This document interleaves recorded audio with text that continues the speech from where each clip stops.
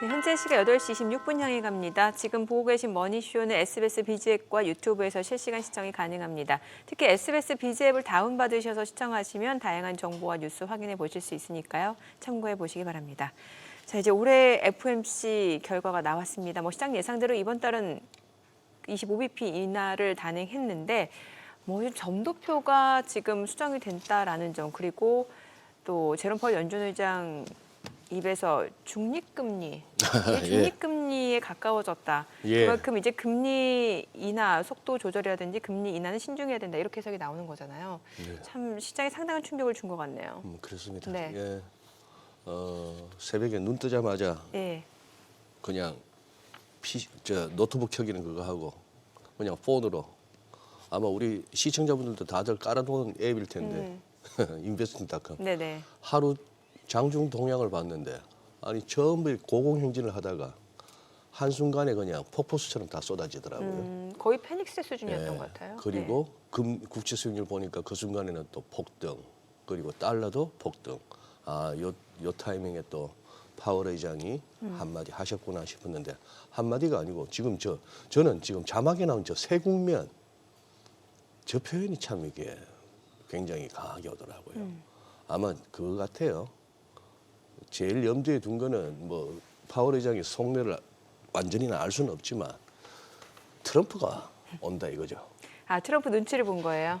트럼프 대통령이 오면은 아마 자기들이 생각했던 것만큼의 어떤 인플레이션 어떤 억제가 쉽지 않을 거다 하는 시장 전반적인 그런 부분도 있는 것 같고 내년에 이제 관세 폭탄도 예고돼 있고 이런 등등이 있고 근데 전반적인 톤이 제가 듣기에는 당분간 기대하지 마세요 같더라고요.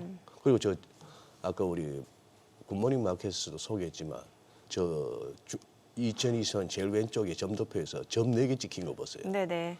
그리고 공식적인 소수 의견 반대는 1명이었지만 4명 정도는 점도표에조차도 이번에도 금리 내리지 말자 할 정도니까 금리 인하 기대감이 사실 시장에서 너무 컸네요. 네. 근데 그거 떠나서 369 12월 FOMC는 정말 중요하다는 거 이번에 또 확인했습니다. 그러게 사실 지난번에 이제 50bp나 단행했을 때만 하더라도 이제 미 연준이 좀 고용 시장 둔화를 좀 우려한다라는 게 이슈였던 것 같은데 이번에는 보니까 오히려 지금 경제는 여전히 견조하고 이제 인플레이션이 쉽게 꺾이지 않는다라는 측면에 좀 초점을 맞췄던 것 같습니다. 이래저래 또 FOMC부터 해서 오늘 한 짚어볼 게 또 많네요. 네, 오늘 나도 투자자문 이재규 본부장님 모시고 시장 이야기 이어가 보겠습니다. 어서 오세요. 안녕하세요. 네, 본부장님 저희 또 이제 머니쇼의 첫 출연이신데 잘 부탁드립니다. 제가 잘 부탁드립니다. 지금 이거 뭐가 올랐고 뭐가 빠졌고가 중요한 게 아니고 거의 다 빠졌네요 보니까. 시장 말씀이시죠? 예, 뉴욕 증시에. 거의 다 빠졌습니다. 무슨 양자와 관련되어 있는 퀀텀 컴퓨팅 같은 기업들을 빼고는 대체적으로 많이 밀렸다라고 볼 수가 있을 것 같습니다. 그죠? 그 동안에 많이 빠졌던 유나이티드 헬스 정도만 오른 거에 보이고 하는데 생각보다는 낙폭이 컸는데 어떻게 FOMC가 그렇게까지 시장에 안 좋은 쪽으로의 모멘텀이 될 만한 갖고 있었다고 보세요? 네, 일단 저도 생각보다 너무 시장에서 과하게 반응을 한 게 아닌가라는 생각이 들거든요. 왜 그러냐면 우리가 어쨌든 9월 달에 나왔었던 점도표 기준으로는 2025년도에 금리 인하를 4회 할 것이다라는 분석이 있었는데 이번에 이제 2회로 내용들이 나오면서 시장에서 굉장히 어떻게 보면 좀 폭력적인 흐름이 나왔다라고 보고 있습니다. 폭력적인. 환율도 굉장히 우리나라 입장에서는 환율도 많이 올랐고요. 미국의 국채 금리도 많이 올랐는데 우리가 여기서 좀 생각을 해볼 부분은 우리가 이 FOMC 이전에도 페드워치 기준으로 봤을 때는 2025년도에 금리 인하가 2회로 예상이 되고 있었던 부분이 시장은 있었어요. 그렇게 프라이싱하고 있었죠. 그렇게 하고 있었는데도 불구하고 이렇게 나왔다라는 것은 아까 전에도 잠깐 말씀을 하셨지만 이 트럼프에 대한 리스크가 어떻게 보면 반영이 되고 있는 게 아닌가 저는 그렇게 생각을 하고 있거든요. 지금 트럼프가 진행을 하고 있는 관세 정책이라든지 이민 정책이 결국에는 인플레이션을 자극할 가능성이 굉장히 높습니다. 그렇다라고 한다면 물가가 계속해서 올라갈 가능성이 높다라는 거죠. 그래서 어제 FOMC가 진행이 되면서 나왔었던 내용들을 살펴보면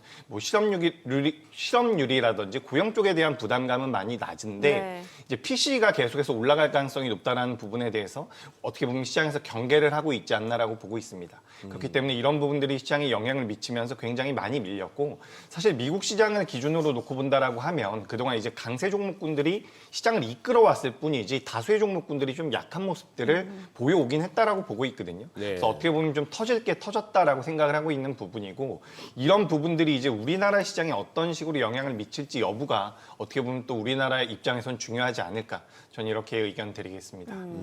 이게 참 달러 인덱스가 많이 올랐단 말이죠. 지금 108을 넘어선 상황인데 이러면 사실 뭐 지금 우리나라도 그렇고 신흥국도 그렇고 좋지 않은 영향을 예상해야 되는 거잖아요.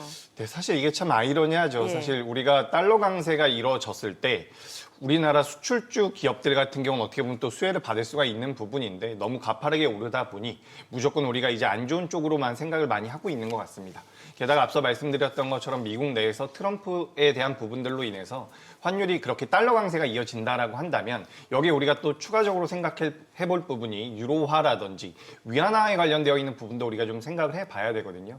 근데 지금 유로화라든지 위안화가 계속해서 약세로 이어진다라고 한다면 이 부분이 또 원화 가치에 대한 약세를 이어갈 가능성이 높다라고 보고 있기 때문에 이 달러 강세에 대한 부분들 같은 경우는 우리나라 시장에 굉장히 좀 부정적으로 영향을 미치지 않을까라고 생각을 하고 있습니다. 네. 물론 우리가 이렇게 안 좋은 매크로적인 상황에서도 달러 강세에 대한 수혜를 받을 수 있는 종목군들을 선별한다든지 이런 식으로 좀 트레이딩 관점으로 접하시는 것도 좋지만 어쨌든 어제까지만 하더라도 우리나라 시장에 어제 굉장히 좀 특징적으로 외국인들의 순매수가 네. 오랜만에 좀 돌아왔기 때문에 네. 오늘도 이틀 연속 좀 들어와 준다면 우리 시장이 어느 정도 좀 돌아서지 않을까라는 기대감이 있었는데 일단 오늘은 좀 시작은 좀 어렵지 않을까라고 생각을 하고 있습니다. 근데 여기서 이제 오늘 우리가 또 체크해 볼 부분이 일본에서 금정위가 있죠. 12시에 예. 금정위가 네, 있는데 맞아요. 일본에서 이제 금리 인상은 어쨌든 1월 달에는 하지 않을까라고 생각이 되는데 이번 달에는 어렵지 않을까라고 생각을 합니다. 그래서 만약에 우리나라 시장이 개장 후에는 어쨌든 지금 야간 선물이라든지 전반적인 흐름 자체가 약하게 시작이 될 가능성이 높기 때문에 약하게 시작을 할 텐데 일본의 그 금정위 이후에는 어느 정도 안정을 좀 찾아갔으면 하는 개인적인 좀 바람이 있고요. 어쨌든 우리나라가 지금 지수 기준으로는 많이 조정을 받은 상태입니다. 네. 그렇기 때문에 이런 부분들이 장 초반에는 좀 변동성을 키울 수가 있겠지만 그래도 어느 정도의 하방 경직은 만들어줄 수 있지 않을까. 저는 이런 좀 기대가 좀 되기 때문에 우리가 너무 걱정할 필요는 없다. 이렇게 좀 의견 드려보도록 하겠습니다.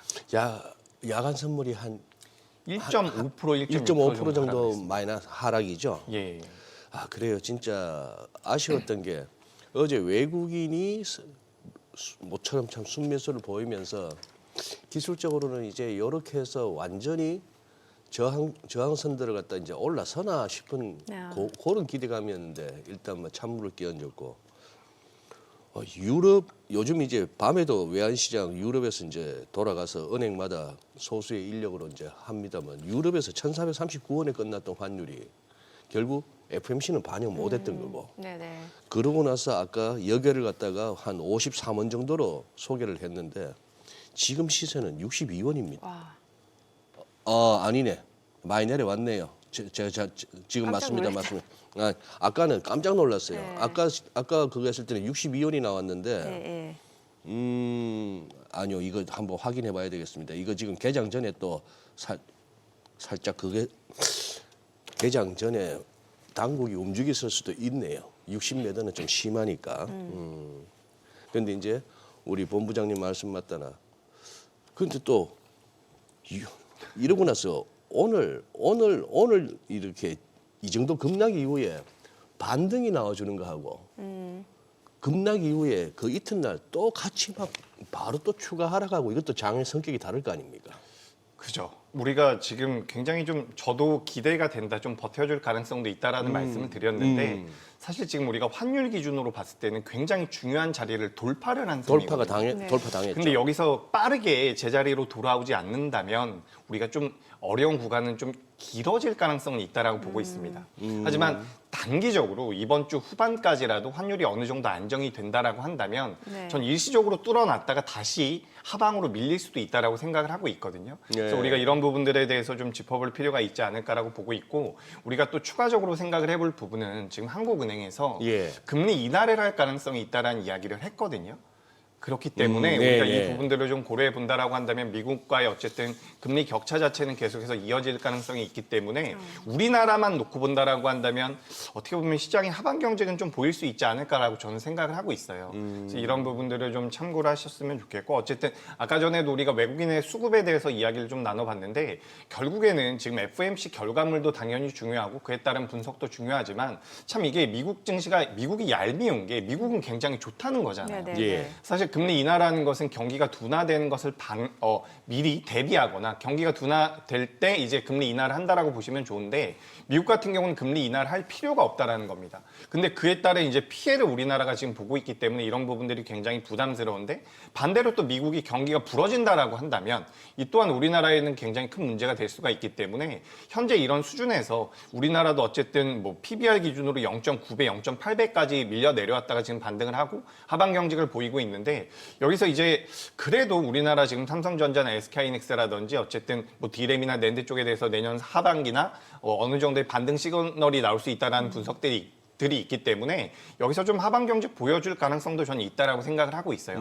장 초반의 하락은 어떻게 보면 불가피하지만 그렇다라고 해서 지난 12월 초에 만들어놨었던 저점대를 이탈할 가능성은 저는 조금은 낮다라고 생각을 하고 있습니다. 네, 이제 국내 증시에 대해서 어느 정도 하반 경직성을 좀 기대해 볼 수 있다는 말씀 주셨는데 그럼 저는 이제 미국 뉴욕 증시 좀 다시 여쭤보고 싶은데 간밤 보니까 빅스가 18을 넘어선 상황이고 사실 그 전날에도 15를 넘어서서 맞아요. 이것도 약간 좀 불안한 감이 있었는데 이게 진짜 울고 싶은데 뺨 맞은 격으로 그동안 시장이 좀 계속해서 고점을 높여오다가 또 이런 이슈가 나오니까 이렇게 또 시장이 좀 추세로 전환이 되는 건지, 그러니까 하락으로 전환이 되는 건지 아니면은 이게 또 역으로 생각하면 그만큼 미국 경제는 견조하다라는 거잖아요. 네. 그래서 이게 어느 정도 다시 또 빠르게 반등을 기대해 볼 수 있는 건지 이게 궁금합니다. 네, 미 증시에 대해서는 일단 다우존스가 많이 밀리고 있지만 기술주 위주의 뭐 S&P나 나스닥 같은 경우는 상대적으로 이 정도 조정받는 건 전 문제는 아니라고 보고 있습니다. 그동안 워낙 강하게 올라왔었고 예. 특히 그 올라오는 과정에서 조정도 거의 없었죠. 그렇기 네. 때문에 저는 뭐 미증시만 놓고 본다라고 한다면 이 정도 조정은 저는 나름대로 버텨볼 만하다. 올라가는 추세 속에서의 눌림이 아닐까라고 보고 있는데 문제는 이제 우리나라 증시라고 계속해서 말씀을 드리고 싶습니다. 그리고 미국 같은 경우는 저는 긍정적인 말씀을 드리고 싶은 게 사실 저는 이번에 트럼프가 당선이 되면서 우리가 시장에서 그 대선이 이뤄지기 전에 이런 생각을 많이 했었잖아요. 트럼프가 당선이 될 가능성이 높다. 그러니까 과거 트럼프 1기 같은 경우는 트럼프가 당선이 될 가능성이 굉장히 낮았던 상태에서 트럼프가 당선이 되면서 시장에 대한 변동성을 많이 줬는데 이번 같은 경우는 트럼프가 당선될 가능성이 높았기 때문에 전 시장에 대한 영향력은 좀 제한적일 거라고 생각을 했거든요. 네. 하지만 결과적으로 본다라고 한다면 굉장히 미국의 달러 강세라든지 미국 쪽으로 자금이 많이 유입이 되고 있는 상황입니다. 그래서 이런 부분들이 일단 뭐 트럼프 취임 이전에 선 반영이 되고 있다라고도 볼 수가 있는데 중요한 부분은 글로벌 시장에서 지금 어쨌든 가장 크게 가장 메인이 될 수 있는 산업 스트림 자체가 이 AI 쪽이라고 본다라고 한다면 그에 따른 기업들이 미국에 전부 다 상장이 되어 있기 때문에 미국의 경기가 견조하다라고 볼 수가 있는 부분이고 뭐 소매라든지 앞으로 우리가 계속해서 따져볼 이제 미국 같은 경우는 고용과 그리고 물가를 많이 보고 있는 부분인데 물가 같은 경우는 아직까지 안 잡힌다라고 이야기가 되고 있지만 고용 시장 같은 경우는 또 굉장히 견조하거든요. 그래서 우리가 이런 부분들을 본다라고 한다면 미국 같은 경우는 여전히 굉장히 매력적이지 않나라고 생각을 하고 있습니다. 그래서 이번에 조정을 받는다라고 한다면 전 오히려 매수의 기회가 맞지 않을까 이렇게 좀 의견을 드려보도록 하겠습니다. 네. 뭐 저도 조금 뭐 기술적인 어떤 견해를 덧붙여서 말씀을 드리자면 우리 미국 주식 하시는 분들 나스닥이나 S&P 500 일간 차트를 매일매일 체크하셨으면 좋겠습니다. 지금 어제 나스닥이 그 급락 와중에 최근에 저점끼리 연결한 그 나름대로의 그 지지선에서 네. 딱 이제 추가 하락이 멈췄는데 그러니 이 정도면은 1차적으로 생각해 볼 수 있는 제1감은 오늘은 기술적 반등, 저가 매수. 그렇게 해서 이 선이 지켜지면은 시장은 여전히 살아있는 거고. 우상향으로. 그런데 또 뭐 며칠 내로 또 그 선이 깨진다면은 조금 조정이 깊어질 수도 있고 한 그런 상황이라서 미국 주식 하시는 분들도 그동안에 좀 이렇게 느긋하게 보셨다면은 이제 좀 바짝 이렇게 앉으셔서 벨트도 좀 매시고 안전벨트도 좀 매시고 그래야 될 것 같은데. 참 못 주무시잖아요, 그러면. 그러면 그런가? 예. 아니 그 지금 마이크론 테크놀로지가 이게 지금 시간에 의해서 많이 빠지고 있는데 그렇게까지 나쁘게 봐야 됩니까 가이던스를? 그러니까 이게 우리가 이렇게 좀 생각을 해볼 필요가 있을 네. 것 같아요. 지금 마이크론 같은 경우는 실적이 예상치에 예. 어느 정도 부합하게 나왔거든요. 네. 근데 가이던스가 지금 상당히 좀 안 좋게 나왔어요. 그러니까 지난 분기 때, 지난 실적 발표 때 마이크론 측에서 제시했었던 부분들보다 거의 한 20% 정도 이제 하향이 되고 있는 가이던스가 나왔거든요. 네. 그래서 이런 부분에서 우리가 주가가 많이 밀린다라고도 볼 수가 있는데 저는 이렇게 좀 말씀을 드리고 싶어요. 마이크론 같은 경우는 어제 되기 전까지 그러니까 지난 5거래일 동안, 지난 6거래일 동안 거의 10% 정도의 상승이 나왔습니다. 예. 어떻게 보면 이번 실적에 대한 기대감이 어느 정도 반영이 되지 않았나 라고 저는 생각을 하고 있는데 반대로 가이던스 자체가 안 좋게 나오다 보니까 매물이 크게 나왔다라고 보고 있어요. 물론 여기에도 추가적으로 이제 영향을 많이 미친 것은 당연히 FOMC 회의라고 보고 있습니다. 그러니까 지금 마이크론이 엄청나게 어닝 서프라이즈라든지 가이던스를 굉장히 긍정적으로 내놓지 않았다라고 한다면 전반적으로 FOMC 회의 이후에 자금의 이탈이 있었다라고 저는 생각을 하고 있거든요. 그렇기 때문에 이제 마이크론 자체도 가이던스에 대한 이런 좀 부정적인 부분들이 영향을 미쳤지만 결국 는 FOMC의 영향력이 좀 더 크지 않았나라고 생각을 하고 있습니다. 그리고 우리가 추가적으로 생각을 해본다면 마이크론이 어쨌든 우리나라 삼성전자와 SK하이닉스에 이어서 3위권 기업이잖아요. 예. D램과 이제 낸드 가격 같은 경우도 2025년도에는 개선이 좀 될 수 있지만 이번 3분기 같은 경우는 중국에서 반도체 공급을 너무 과하게 했기 때문에 가격이 많이 내려온 부분들이 있거든요. 그래서 이런 부분들이 많이 반영이 되면서 마이크론 쪽에 대한 어느 정도의 리스크가 계속해서 시장에서는 좀 부각이 될 수 있지 않을까라고 생각을 하고 있습니다. 다만 이제 주가의 흐름만 우리가 이제 업황이라든지 기업을 분석하는 것과 주가의 흐름은 전 항상 다르다라고 말씀을 드리고 있는데 마이크론 같은 경우는 기존에 올라왔었던 부분들로 인해서 오늘 차익이 많이 나왔고 여기서 이제 마이크론만 놓고 본다라고 한다면 HBM 쪽에 대한 매출 부분을 봤을 때 우리가 지난 분기보다는 많이 올라왔다라고 분석이 되고 있어요.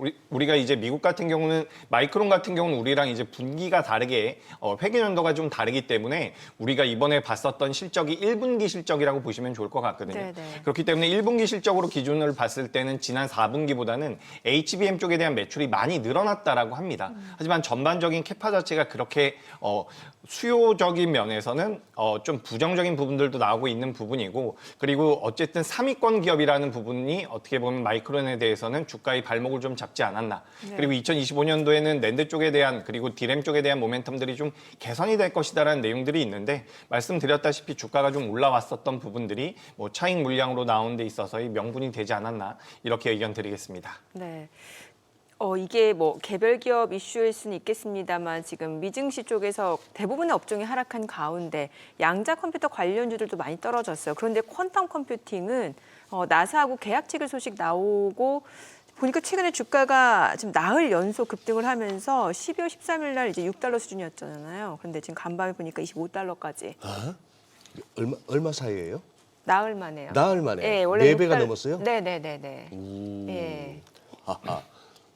놀랍다. 예. 뭐 나사 계약 체결 소식도 좋고 뭐 사실 이게 또 양자 컴퓨터 관련주로 엮이기도 하고 네. 어떻게 봐야 돼요? 이 양자 컴퓨터에 대해서. 일단 양자가 어떻게 보면 우리가 가야 할 방향은 맞는 것 같습니다. 근데 이렇게 주가가 많이 올라간 것은 우리나라에도 뭐 비슷한 기업들 꽤 있죠. 정치 테마주라든지 변동성을 많이 키우고 있는 종목들이 있는데 미국 내에서도 이제 어쨌든 상한가에 이런 제한폭이 없다 보니까 굉장히 탄력적인 변동성이 나온 게 아닌가라고 생각이 돼요. 그래서 뭐 이런 종목군들의 주가 흐름은 이어질 수가 있는데 이걸 이제 우리나라의 시장에도 어느 정도 영향을 미칠지 여부가 어떻게 보면 우리나라 개장 포인트가 될 수도 있지 않을까라고 생각을 하고 있습니다. 그러니까 전반적으로 시장이 약했고 그 안에서 테마성을 가지고 있는 양자와 관련되어 있는 종목군들이 움직였다. 여기에 우리가 좀 포인트를 둘 필요가 있다라고 보고 있고요. 또 추가적으로 새벽에 마감된 미증시에서 우리가 체크를 해볼 부분은 또 미증시가 아니죠. 어떻게 보면 네. 미증시에서 마이크로 스트레티지 같은 기업도 주가가 많이 밀렸지만 또 추가적으로 비트코인의 가격도 많이 하락을 했거든요. 어쨌든 연준 의장이라고 할 의장인 네. 파월이 비축을 하지 않겠다, 비축을 할 수 없다라는 발언을 했기 때문에 이런 부분들 같은 경우도 글로벌 증시나 글로벌 자산 시장에 영향을 좀 미칠 수 있지 않을까라고 생각을 하고 있습니다.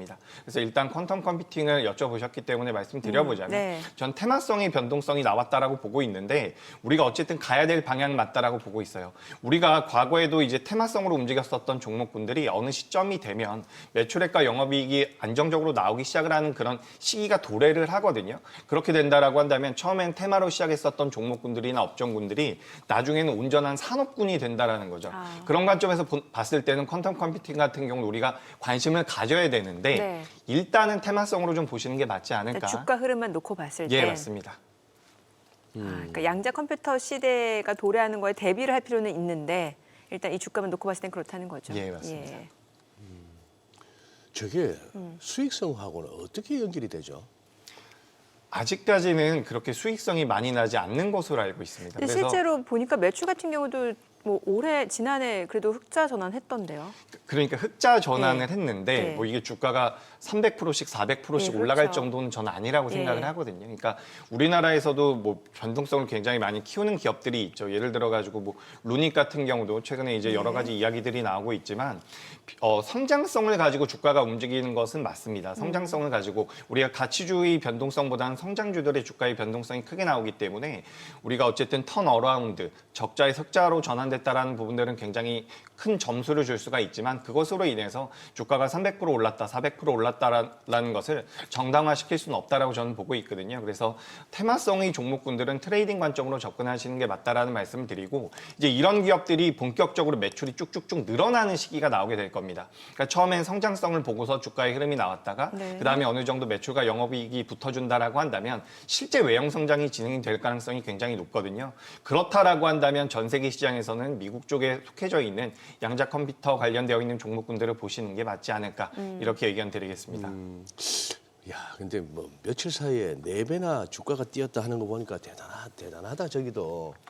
그렇죠. 요즘은 어. 이제 그 양자 컴퓨터 쪽으로 많은 분들이 관심을 가지고 계시다 보니까 그러네요. 예.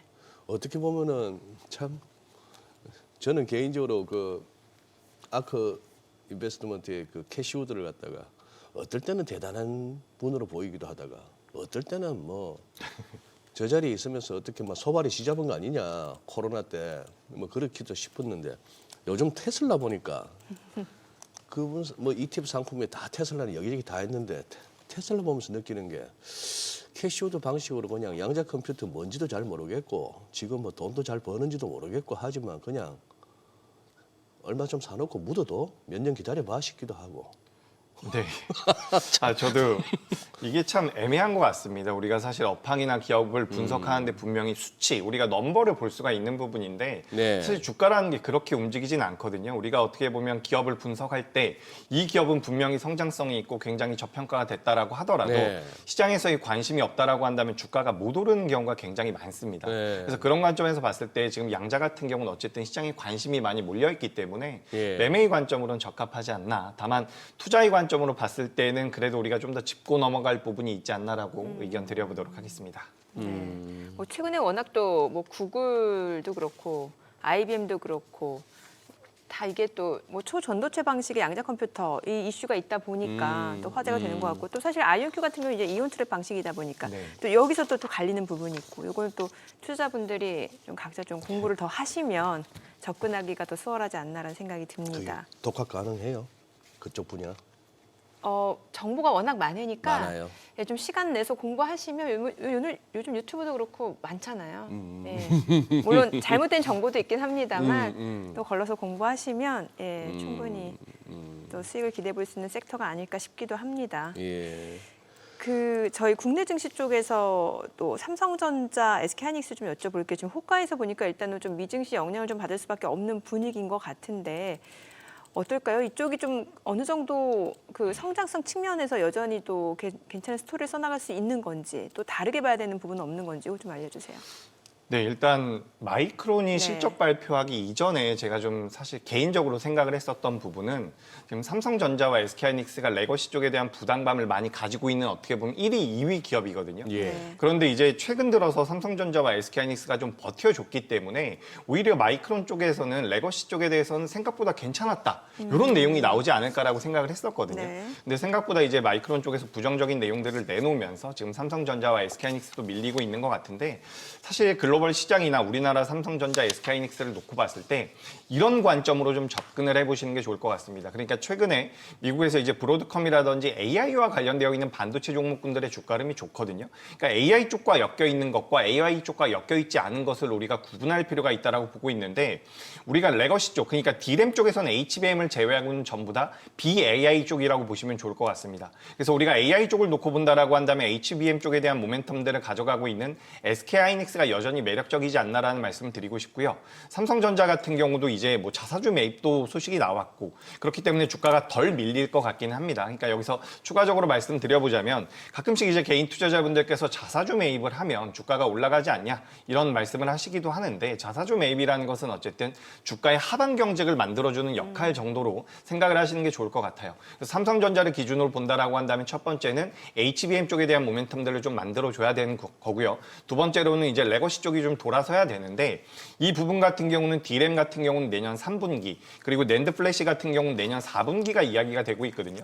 낸드 플래시 같은 경우도 키옥시아가 이번 달부터 감산을 한다라는 내용이 있고 그리고 삼성전자 같은 경우도 어쨌든 1위 기업으로서 감산을 한다라고 한다면 가격적인 메리트 같은 경우는 내년 4분기 때는 만들어질 가능성이 있다라고 보고 있습니다. 근데 어쨌든 올해 3분기부터 중국 쪽에서 굉장히 강하게 치고 들어오면서 레거시 쪽까지도 부정적인 내용들이 많았었는데 이 부분들이 내년 3분기부터 만약에 개선이 된다라고 한다면 지금부터 주가는 개선될 가능성이 저는 있다라고 생각을 하고 있어요. 그래서 사실 오늘이 굉장히 중요한 날이었거든요. 여러 가지 이벤트들이 엮여 있었죠. 그래요. 우리나라 코스피도 마찬가지고요. 삼성전자, SK하이닉스도 마찬가지고 만약에 오늘 시장이 밀렸던 간에 종가 기준으로 봤을 때 삼성전자라든지 우리나라 증시에 외국인들의 순매수가 만약에 잡혀 있다라고 한다면 전 이건 굉장히 좋은 시그널이 아닐까라고 보고 있습니다. 지수와 무관하게. 예, 맞습니다. 그래서 지금 사실 오늘 새벽에도 그렇고요. 제가 지금 어떻게 뉴스가 진행되고 있는지 다른 방송을 보지는 못했지만 네. 지금 이 미국의 국채 금리가 굉장히 강하게 튀었고 달러 강세가 강하게 일어나다 보니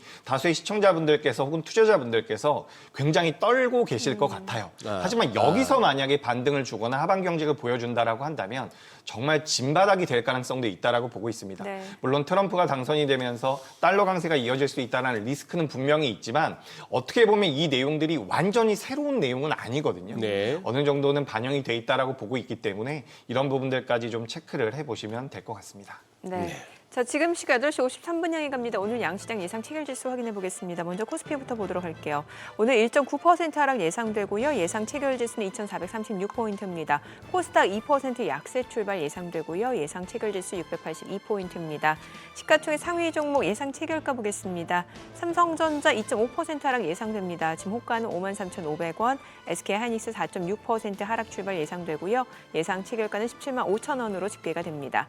LG에너지솔루션 1.7% 하락 예상됩니다. 호가는 37만 5천 원, 삼성바이오로직스가 1.2% 약세가 예상되고요. 예상 체결가는 96만 8천 원이죠. 현대차 2% 하락 예상됩니다. 호가 21만 1,500원. 기아가 지금 호가 흐름이 좀 안 좋네요. 지금 기아가 급락이 예상되는데 지금 7만 1,300원으로 집계가 되고 있습니다. 글쎄요, 기아 관련해서 어떤 이슈가 있는 건지 아니면 단순히 이제 허수인지 이건 좀 저희가 좀 개장 이후 좀 흐름을 체크해서 좀 알려드리겠습니다. 셀트리온이 2% 하락 예상되고요. 호가는 19만 5천 원, 그리고 삼성전자 우선주가 2.8% 하락 예상됩니다. 예상 체결가 4만 4천 원. KB금융이 2% 하락 예상되고요. 호가 8만 4,800원, 네이버가 1.4% 하락이 예상됩니다. 코스닥 시가총액 상위 종목 예상 체결가 보겠습니다. 알테오젠이 5% 하락 예상됩니다. 지금 호가는 28만 1,500원이고요. 에코프로비엠도 2.9% 하락이 예상됩니다. 호가 11만 6,500원. 그리고 HLB가 1.8% 하락 예상되고요. 예상 체결가는 7만 100원. 에코프로도 2.9% 약세가 예상됩니다. 지금 호가 6만 5,700원이고 리가캠바이오가 3% 하락이 예상되고요. 휴젤도 2.6% 하락이 예상됩니다. 호가는 27만 1,000원. 그리고 클래시스도 2% 하락 예상됩니다. 호가 4만 7,100원이고 삼천당작 보합 예상되고요. 리노공업이 지금 현재 5% 약세가 예상됩니다. 호가는 18만 4,400원. 신성 델타테크 2% 하락 예상됩니다. 예상 체결가는 10만 3,300원으로 집계가 되고 있습니다. 자, 지금 개장까지 한 5분여 가량 남았는데요. 그래서 오늘 양시장이 지금 하락 출발 예상이 되는데 오늘 저가 매수를 기대해 볼 수 있는 구간인지 아니면 좀 지켜보겠다라는 관망 심리가 나타날지 좀 예상이 쉽지 않네요. 예. 예. 제가 이거 봐서는 이거 참 아니 파월 의장의 이 레토릭이 좀 강하긴 했습니다만 네. 내년에 점도표 수정해서 20 그냥 2번 정도 할 거다 이미 말씀하신 대로 저 페드워치 매일 확인해 보면 시장은 이미 그쪽에 다 프라이싱 되어 있었고 뭐 경제 전망에서 내년도 인플레이션 지표 전망치 올라가고 실업률은 낮추고 하니까 금리 안 낮추는 건 맞겠다 싶었지만 그래도 그렇지 이거는 그냥 핑이 아닌가 싶기도 한데 다들 안 밀리니까 그냥 들고 있다가 파월 얘기 나오고 나서부터 막 흘러내리니 나도 그럼 일단 줄이고 봐 뭐 이런 분위기. 네, 일단 미국은 그런 것 같고요. 미국은 그런 것 같은데 우리나라가 우리 이거 약간 좀 그거 한데 저 또 동시효과에 또 저 너무 과하게 겁주는 거 아닌가 싶기도 하고. 네, 뭐 오늘은 근데 반대 매도가 나올 만한 상황은 아니기 때문에 어느 정도의 신뢰도는 예. 있는 것 같긴 합니다. 네. 그리고 지금 이제 선물이 어쨌든 거래가 시작이 돼서 제가 좀 살펴봤는데 예. 네. 마이너스 2.9% 정도가 나오고 있네요. 그래서 이런 식으로 시작이 된다라고 한다면 예. 코스피 개장 후에도 일단은 투매가 좀 더 나올 수 있지 않을까라고 생각을 하고 있습니다. 근데 우리가 분명히 어려운 것은 맞아요. 하지만 네. 우리가 너무 단기적으로 내가 오늘 만약에 투매에 동참을 한다라고 한다면 어떻게 보면 매도 실익은 좀 적지 않을까라는 생각이 들거든요. 그래서 우리가 지금 봐야 되는 것이 아까 전에도 말씀드렸던 것처럼 BOJ 회의를 좀 봐야 될 것 같아요. 예. 그렇다라고 해서 예. 우리가 여기서 지금 전량을 매도하는 건 좀 어렵지 않나라고 생각을 하고 있습니다. 만약에 매매를 한다라는 입장이라고 한다면 뭐 일부 조정은 할 수 있다라고 보고 있지만 여기서 전부 덜어낼 것이 아니라고 보고 있는 것은 어쨌든 우리나라 코스피가 과거와는 상황이 다르다라고 하더라도 절대적인 가치 이하로 지금 빠져 있다라는 부분들을 우리가 고려해 본다면 결국에는 올라올 가능성이 높다라고 생각을 하고 있어요. 게다가 최근에 뭐 신용 잔고도 많이 줄어들었다라는 부분들 우리가 이런 부분들을 고려해 본다라고 한다면 지금 여기가 최저점이라고는 당연히 말씀 못 드립니다. 예. 더 빠질 수도 있어요. 예. 만약에 그러니까 기술적으로도 굉장히 아쉬운 부분이 우리나라 코스피, 코스닥도 어제 그제 하면서 조금씩 버텨주는 모습이었거든요. 사실 어제가 굉장히 중요했습니다. 근데 어제 양봉이 나와주면서 잘 버텨줬는데 오늘 밀려서 저도 좀 아쉽긴 합니다만 네. 여기서 어쨌든 우리 시장이 더 밀린다라고 볼 수는 없는 게 가치적인 측면, 그러니까 더 밀릴 수도 있다라고 보지만 결국에는 저점 라인대라고 제가 생각을 하고 있는 것은 기업의 가치 이하로 빠진다라는 부분이죠. 그래서 우리가 단발적으로 매매를 한다라고 한다면 트레이딩 관점으로 접근하시는 게 맞고 우리가 오히려 가치를 본다라고 한다면 지금은 결국엔 저점 라인대는 맞다. 그래서 우리가 좀 긴 호흡으로 본다라고 한다면 오늘 장 초반에 이제 매도에 동참하는 것은 매도 실익은 좀 낮지 않나. 저는 이렇게 의견 드리도록 하겠습니다. 지금 그 부분은 어떨까요? 저 신용거래에서 반대 매매가 나올 만한 그 물량이 어느 정도 정리되지 않았습니까? 예, 반대 매매 물량이 저는 많지는 않을 거라고 많지는 생각을 하고 않다고 있는데 본다. 오늘 호가를 뭐 제가 다 보지는 못했지만 오늘 같은 경우는 예. 그냥 개인 투자자분들이 반대 매도가 아니라 네. 그냥 투매를 하는 경우가 좀 나오는 것 같아요. 아무래도 이제 매수 호가창이 얇고 대기 매수 물량이 없다 보니까 그렇죠. 개인 투자자분들이 매도를 하고 싶은데 매수를 받아주는 물량이 없다 보니까 작은 물량으로도 주가가 크게 밀리는 경우가 굉장히 많이 발생을 하거든요. 물론 오늘은 지금 굉장히 부정적인 매크로적인 환경 때문에 시장이 밀리고 거기서 쉽게 돌려 세우기가 어렵다라는 말씀을 드리지만 이렇게 좀 얇은 호가에서 빠지는 기업들이나 얇은 호가에서 빠지는 시장 같은 경우는 어느 정도 하방 경직을 보여줬을 땐 또 빠르게 반등이 나오는 경우가 있습니다. 그래서 지금 굉장히 어렵지만 그래도 2,400포인트 정도는 지켜주지 않을까 저는 이렇게 의견 드려보도록 하겠습니다. 그 빠르게 반등이 나온다라고 하면 어떤 섹터에서 나올 가능성이 높을까요? 반도체예요? 아니면은 다른 섹터예요? 일단 뭐 저는 반도체도 볼 가치는 있다라고 생각을 하고 있어요. 예. 사실 미국에서 반도체 관련주들이 많이 갈 때 우리나라 기업들이 그렇게 좋지가 못했고 이번에 우리가 정치적인 불확실성이 한번 있었잖아요. 근데 그런 과정에서도 반도체 관련주들은 나름대로 하방 경직을 보여주면서 우리나라 시장을 지켰다라고 생각을 하고 있습니다. 근데 네. 여기서 조금만 더 버텨준다라고 한다면 반도체도 제가 이제 반도체를 8월 달, 9월 달에 굉장히 부정적인 말씀을 드렸었어요. 네. 근데 충분히 조정을 받았다라고 생각을 하고 있고 2025년도에 우리가 예상이 되고 있는 실적을 기준으로 봤을 때는 반도체나 조선 같은 경우는 충분히 매력적이지 않나라고 생각을 하고 있습니다. 그러니까 2025년도에 실적이 잘 나올 것이다라고 예상이 되지만 이번에 낙폭이 커지는 쪽이 있다라고 한다면 저는 오히려 매수의 기회가 될 수 있다. 그리고 달러 강세가 이어진다라고 한다면 결국에는 수출주들에는 어떻게 보면 약간의 호재로도 작용이 될 가능성이 있거든요. 네. 그래서 우리가 어려운 시장이지만 이런 시장에서도 네. 상승할 수 있는 종목군들이나 업종군들을 계속해서 좀 알겠습니다. 팔로우할 필요는 있지 않을까 이렇게 의견 드리겠습니다. 네, 오늘 양시장 하락 출발 예상되는데요. 국내 증시 좀 확인해 보죠. 개장합니다.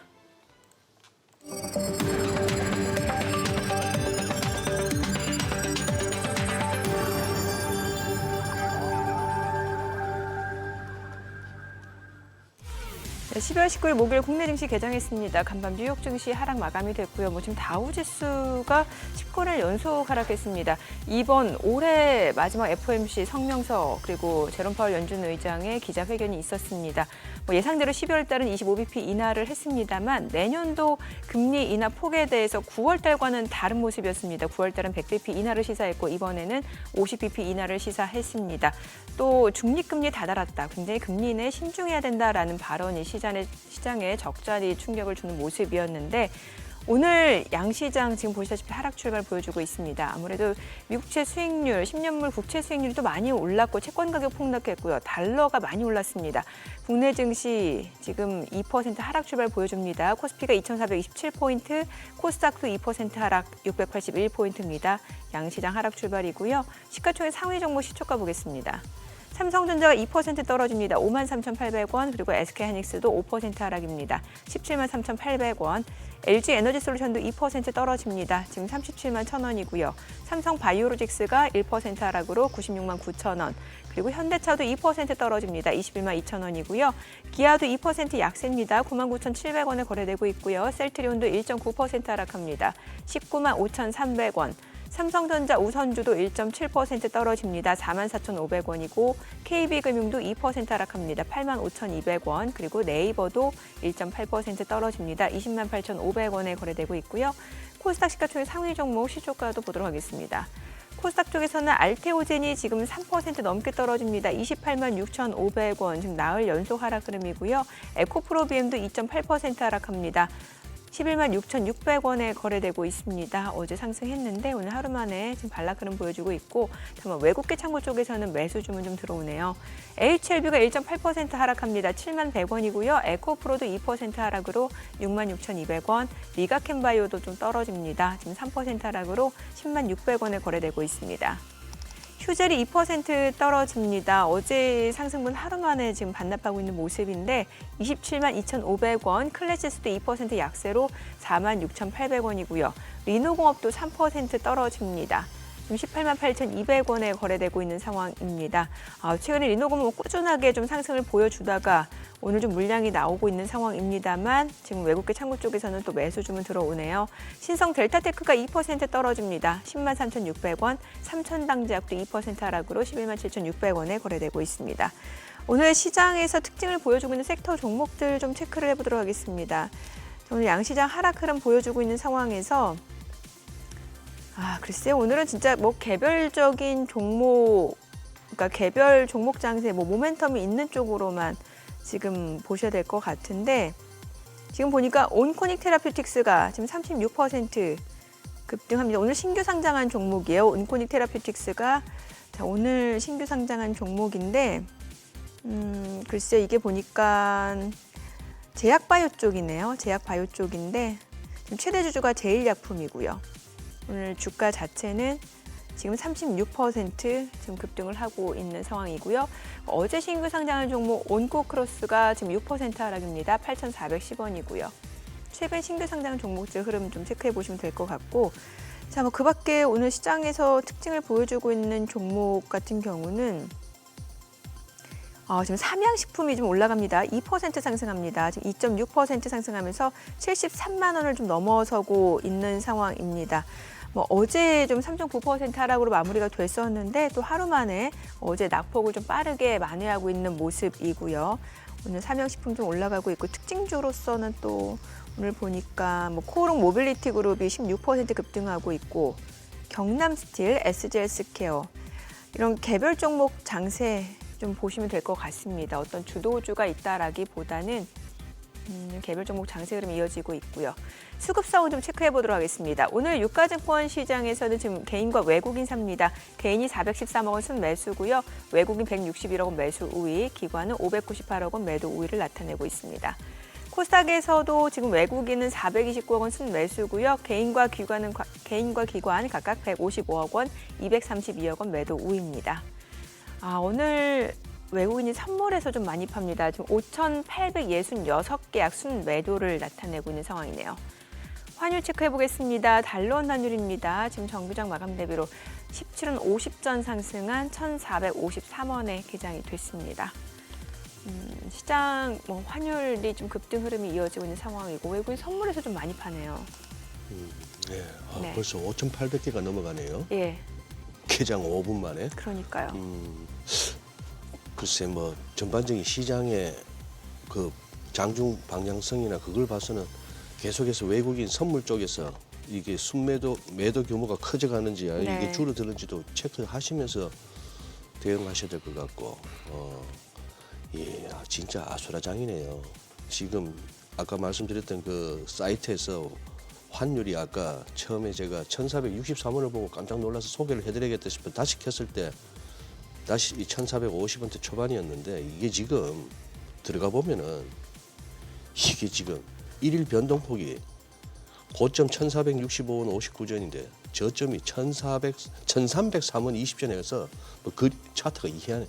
이게 무슨 입력 오류인지 아니면 실제 역외 시장에서 그 얇은 장에서 이렇게 나왔는지는 모르겠습니다만 뭐 당국의 역할도 있기는 있었던 것 같고 와 그런데 진짜 이제는 막 하도 나라가 어수선하고 막 걱정이 되니까 별 이상한 그 미심비심한 거 그런 게 있거든요. 뭐 시장에서 저 주문 실수로 체결된 그 레벨 뭐 흔히들 이렇게 너무 턱없는 레벨은 거래 쌍방간에 이제 합의하에 취소되기도 하는데 네네.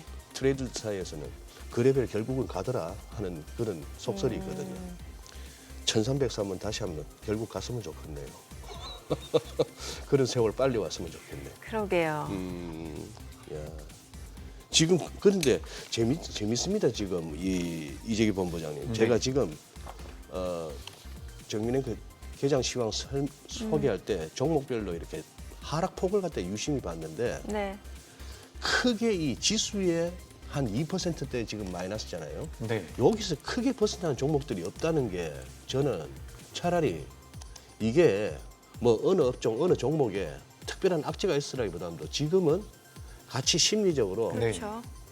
같이 움직이는 같은 그런 느낌. 그러니까 앞서 하반 경직성은 기대해 볼 수 있다 이런 말씀 주셨고 우리 시장 많이 빠지지 않았어요? 그동안 그래요. 그래서 그런 부분들도 맞아요. 저는 좀 영향을 미치고 있는 것 같고요.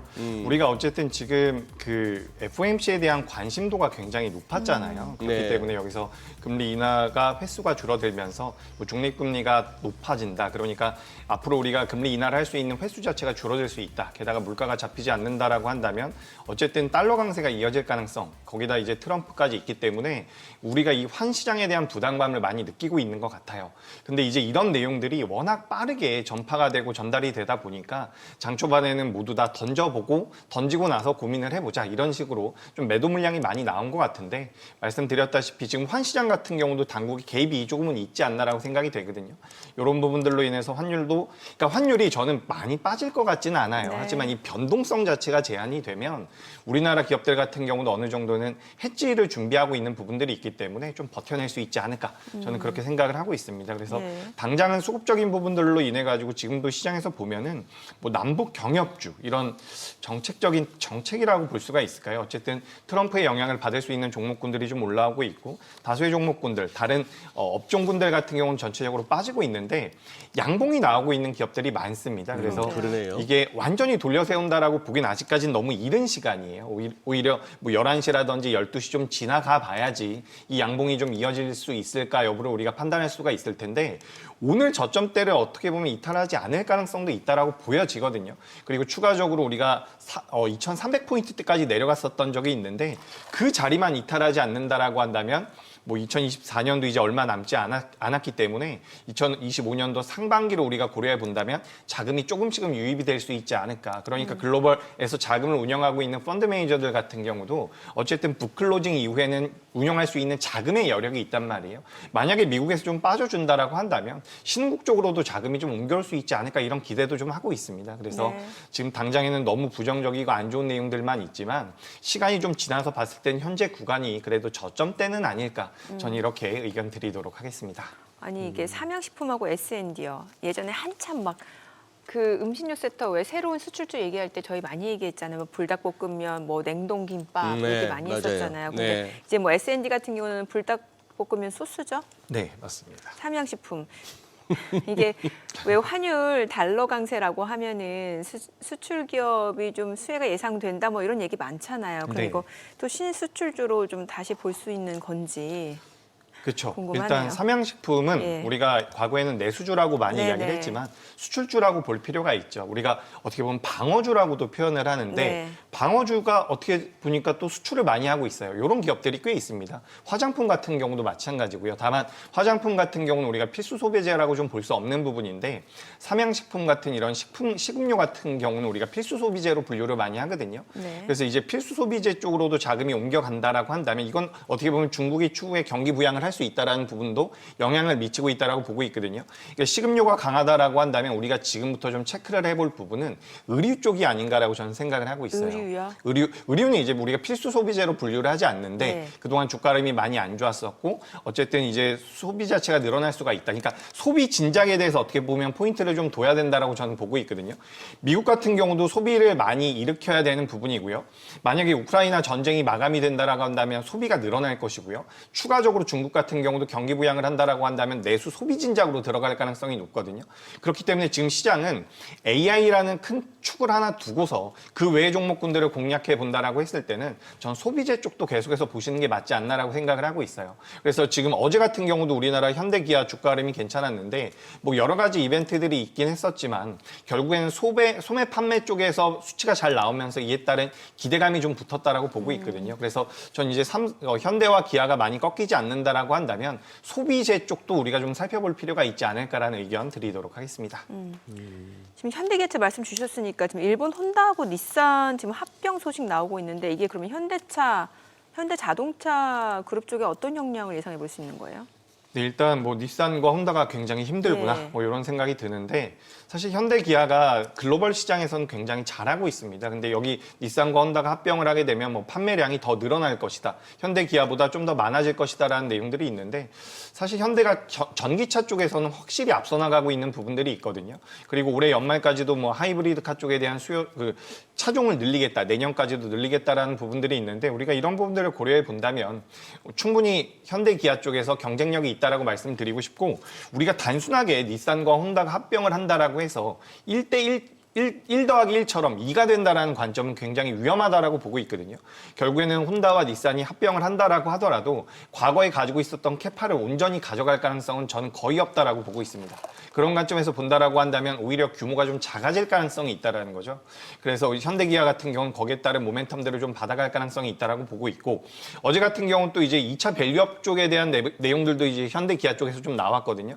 어제도 가만 보시면 금융주라든지 증권주들이 좀 올라왔어요. 그리고 추가적으로 LG 그룹주들 같은 경우도 밸류업 쪽에 대한 모멘텀들을 좀 만들어줬거든요. 근데 우리가 과거에 밸류업 이야기를 했을 때는 현대기아가 많이 움직였었단 말이죠. 그래서 이런 부분들이 시장에 어제는 좀 반영이 된 게 아닌가라고 생각을 하고 있습니다. 현대 같은 경우는 저는 전반적인 흐름을 놓고 봤을 때는 우상향을 좀 더 이어갈 수 있지 않을까. 수출에 대한 메리트도 좀 가지고 있는 기업이다. 이렇게 말씀드리겠습니다. 전 지금 막 이것저것 시장 들다 보느라고 뭘 여쭤봐야 될지 모르겠네. 그래도 다행이다. 지금 본부장님 촉이 맞으신 건네. 시작했던 거에서 이렇게 모르겠습니다. 이거 좀 섣부른 판단인지 몰라도 얼추 뭐 오늘 저점 본 거 아닌가 싶은데. 그랬으면 좋겠습니다. 지금 코스닥 같은 경우도 꽤 중요한 자리를 좀 지켜주고 있거든요. 아무래도 꽤 중요한 자리. 예. 어떤 관점에서요? 코스닥을 제가 네. 지금 차트를 예. 잠깐 띄워놨는데 예. 코스닥 같은 경우도 어쨌든 네. 지금 기술적으로 우리가 기술적이라는 부분에 대해서 어떻게 보면 이제 같이 투자하시는 분들은 보수적이거나 부정적인 의견을 주시기도 하는데 어쨌든 규모가 큰 쪽에 대해서는 기술적 분석이 잘 맞는 경우가 많거든요. 그래서 이제 코스닥 같은 경우는 지금 21선을 잘 지켜주고 있는 그래요. 모습이 21선이 탄탄하네. 예, 여기가 굉장히 어떻게 보면 포인트가 될 수 있다라고 네. 보고 있거든요.